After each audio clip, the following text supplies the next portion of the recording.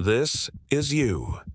You're 15 years old, sitting in a plastic chair outside a little store in a dusty neighborhood in Culiacan, and your only job right now is to watch the road. In your right hand, you have a cheap phone with a scratched screen. In your left, a warm Coke that lost its fizz a while ago. You look like just another kid wasting time after school, but you're not wasting time. You're a hawk. You're the eyes of the most dangerous cartel in the country, and if you blink at the wrong moment, someone's going to die. Maybe you. But you, Carlos Ramirez, weren't born wanting this. You were born in a tin-roof house with a dirt floor in a neighborhood where water came 3 times a week if you were lucky. Your mom, Doña Carmen, got up every day at 4 in the morning to go clean other people's houses in the residential areas of the city. Those houses had yards bigger than your whole neighborhood put together. Your mom came back at 9 at night with her hands cracked from bleach, smelling like rich people's lavender, and left you a plate of beans and tortillas before collapsing on her old mattress. Your father was never there. He left before you learned to walk, and the only thing he left behind was his name on your birth certificate and a debt to the store owner that your mom spent 2 years paying off. You have a younger brother, Miguelito, who just turned 7 and who looks at you like you're a superhero every time you come home. He still believes the world is a fair place where good things happen to good people. You stopped believing that a long time ago. School was a cruel joke, not because you, Carlos Ramirez, were stupid, but because hunger wouldn't let you concentrate. It's hard to learn fractions when your stomach growls so loud the kid next to you looks at you with pity. Your sneakers were torn, your backpack was a grocery bag, and the other kids reminded you every day with that surgical cruelty only children master. They called you starving. They laughed when the teacher asked for materials you could never afford. One day, you simply stopped going. Your mom cried that night, but she didn't force you to go back because deep down she knew that school without money is like a boat without oars. You looked for work, but at 14, nobody hires you legally. You washed cars for miserable tips. You carried loads at the market for 80 pesos a day. You helped a bricklayer who at the end of the week paid you half what he promised because according to him a kid doesn't deserve a man's wage. Every peso went straight to the house. Your mom needed blood pressure medicine, Miguelito needed notebooks, and the rent didn't pay itself. You didn't exist in that equation. One Tuesday afternoon, while you, Carlos Ramirez, were unloading sacks in a warehouse, a guy approached you. His name was El Roque. 25 years old, brand name cap, pristine white sneakers, and a gold chain that shone in the sun like a promise of another life. He offered you a soda and sat down with you on the curb with the confidence of someone who's had that conversation hundreds of times. He didn't talk to you about drugs or violence. He talked to you about money. They needed smart kids for a simple job. Sit on a corner, watch the street, and send text messages when you saw certain vehicles. Nothing more. $100 a week in cash. Your mind did the instant calculation. That was more than your mom made cleaning houses Monday through Saturday. Enough for the medicine, for Miguelito's notebooks, to eat meat more than once a week. El Roque saw the spark in your eyes and smiled with the calm of someone who knows they've already won. He left you a number on a greasy napkin and told you to think about it.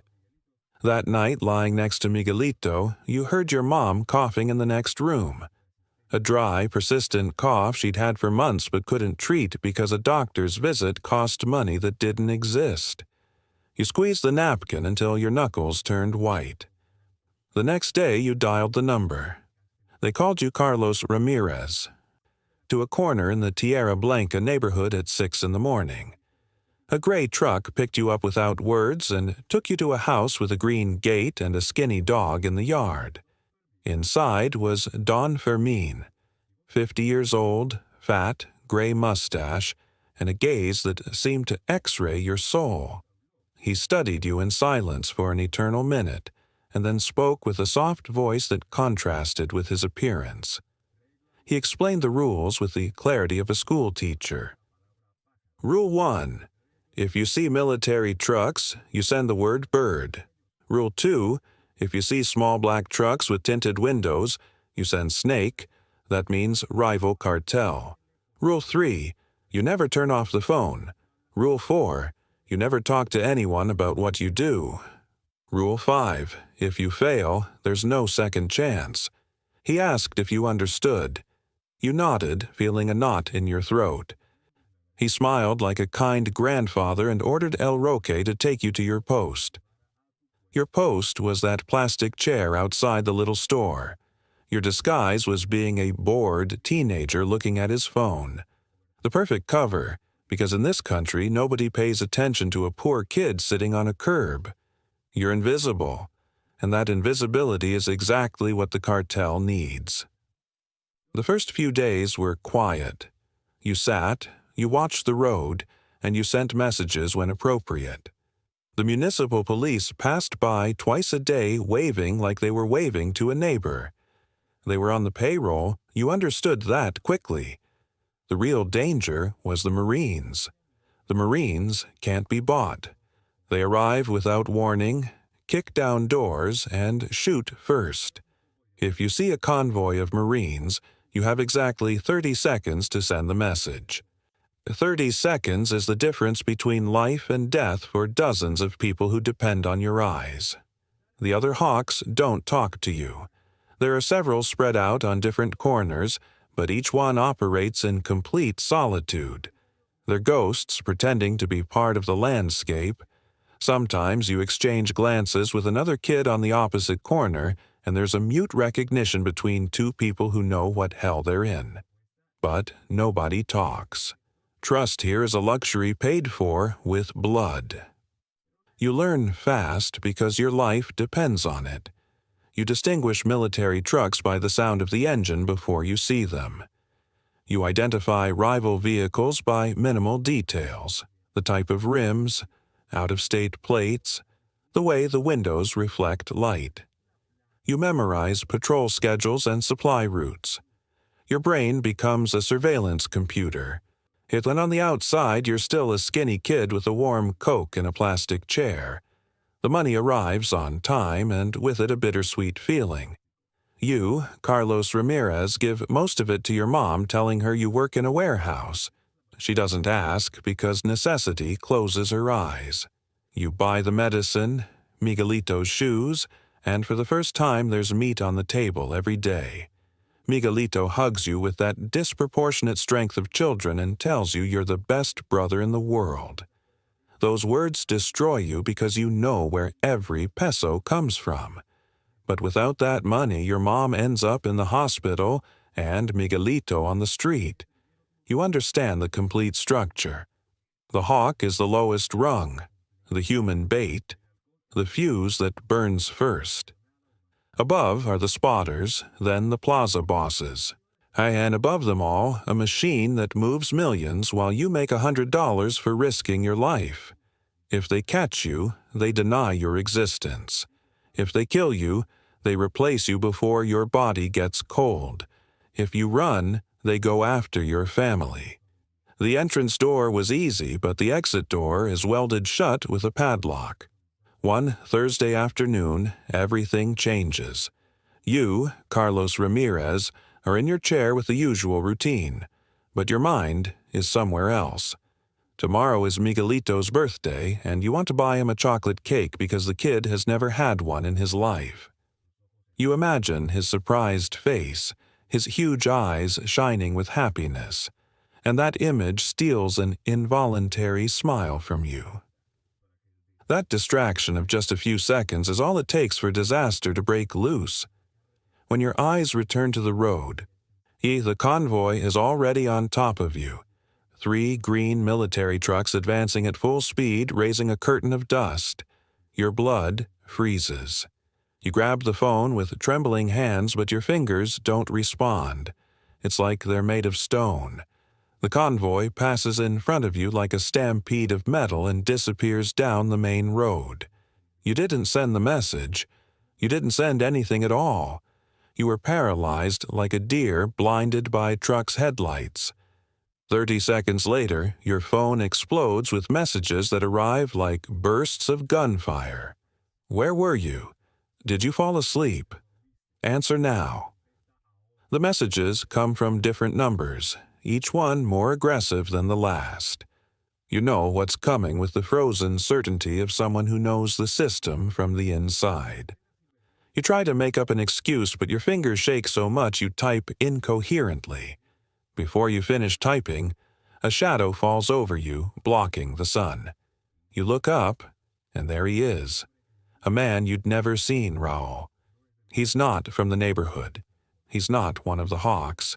He's someone from higher up, someone who shouldn't be here getting his expensive shoes dirty with the dust from your neighborhood. He doesn't yell. He doesn't hit you. He sits in the chair next to you with a calm infinitely more terrifying than any verbal threat. He looks at you with completely dead eyes, empty of emotion, like someone observing an insect before deciding whether to crush it. Then he speaks with a voice so low you can barely hear it over the street noise. Next time, we bury you in the desert. He doesn't say anything else. He gets up and walks away calmly like he just asked you for the time. Tell me in the comments if you already knew how the hawk system works in this country, because what's coming is even more intense. You, Carlos Ramirez, don't sleep that night. Every engine that passes on the street makes you jump out of bed thinking they're coming for you. Miguelito sleeps next to you hugging an old pillow with that crushing peace that only the innocent have. You look at him in the darkness and feel a knot in your throat that won't let you breathe. If something happens to you, he's left alone with your sick mom. The threat wasn't a warning, it was a sentence with a pending date. From that day on, you never blink again. Your concentration becomes obsessive, sick. Your eyes stay glued to the road like surveillance cameras. You don't eat while you work. You don't think about anything except the street.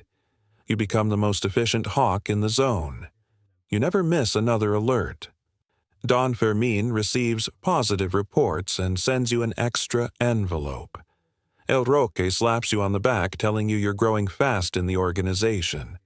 But you don't feel pride.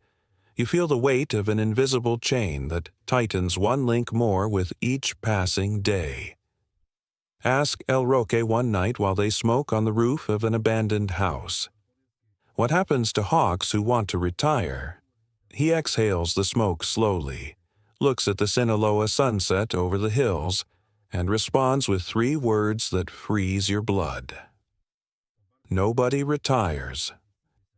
One Friday at dawn, you're woken by brutal knocks on the door. 2 armed men dressed all in black with ski masks enter your house without asking permission, pull you out in your pajamas, and put you in a truck with covered windows. When they let you out, you're in the middle of nowhere. A vacant lot on the outskirts lit only by the vehicle's headlights. Don Fermin is sitting in a folding chair like he's at a picnic. Next to him is a man kneeling with a black bag over his head. The man is wearing beige pants and a white shirt. You can hear his moans, muffled by the fabric. Don Fermin looks at you with those calculating grandfather eyes and explains in his soft voice that this man is a hawk from another zone who was caught selling information to the rival. He needs you to see with your own eyes what happens to traitors so the idea never crosses your mind. What happens in the next few minutes you're never going to tell. Not because you can't articulate the words, but because your brain flatly refuses to store it. It's a defense mechanism, a wall your mind builds to keep from destroying itself. When they put you back in the truck, your hands shake in a violent way you can't control. El Roque offers you a drink from a bottle without a label. You refuse. He takes a long sip and then looks at you sideways. He tells you something that stays engraved with the permanence of a scar. Get used to it. This is just the beginning. You, Carlos Ramirez, get home at dawn. Your mom is awake with her eyes swollen from crying. Miguelito sleeps on the couch with his face marked by dried tears. Your mom doesn't ask anything. She just hugs you with desperate force and you feel like your body is an empty shell. You get in the shower with cold water and scrub your skin until it burns. But the dirt doesn't come off. It's not dirt that soap can reach. And if you look at yourself in the broken bathroom mirror and you don't recognize the kid looking back at you, he has your face, your eyes, your hair, but there's something definitely dead behind those pupils that used to shine when Miguelito told you about his day at school. The following days are a silent hell. You keep going to your corner, you keep sending messages, you keep fulfilling your function with mechanical efficiency. But at night, when the house goes quiet, your mind becomes a battlefield. You look for a way out with the desperation of a caged animal. But every path ends in a wall. If you run, they go after your family. If you talk to the police, half are bought and the other half can't protect you. If you stop showing up, the desert has plenty of room. You're trapped in a labyrinth designed with precision to have no exit. One Sunday, you, Carlos Ramirez, take Miguelito to the park.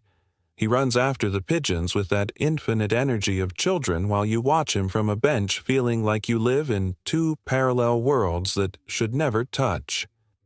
The kid taking care of his little brother at the park is the same one who sends signals so shipments can pass without problems. The duality is splitting you into two pieces that no longer fit together. One afternoon, while you're watching your corner, an old car parks in front of the little store. A woman with thick glasses and a folder under her arm gets out. She introduces herself as a social worker from a program for at-risk youth. She offers you a card with a phone number. She tells you there are reintegration programs, scholarships to finish school, shelters where they can protect entire families. You take the card and quickly put it in your pocket before anyone sees it. She leaves without insisting. That night you look at that card for hours, turning it between your fingers. You think about Miguelito, about your mom, about the desert, about Don Fermin, about the man with the bag on his head.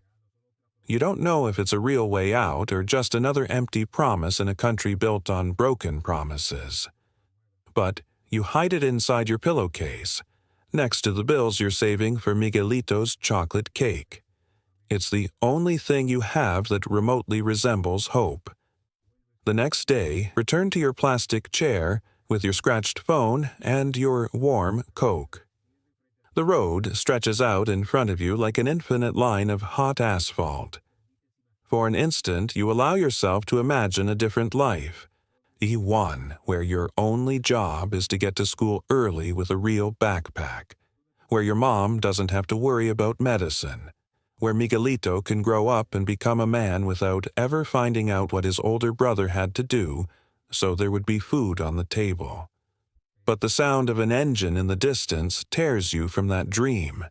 Your eyes focus, your fingers position themselves over the keyboard, and you become what this world forced you to be again. A pair of nameless eyes, with no visible future, sitting on the forgotten corner of a country that forgot him before he learned to read. The most painful truth of this story isn't what you did sitting in that chair. It's what they did to you long before you got there. If this moved something inside you, subscribe so we can keep telling the stories nobody else dares to tell.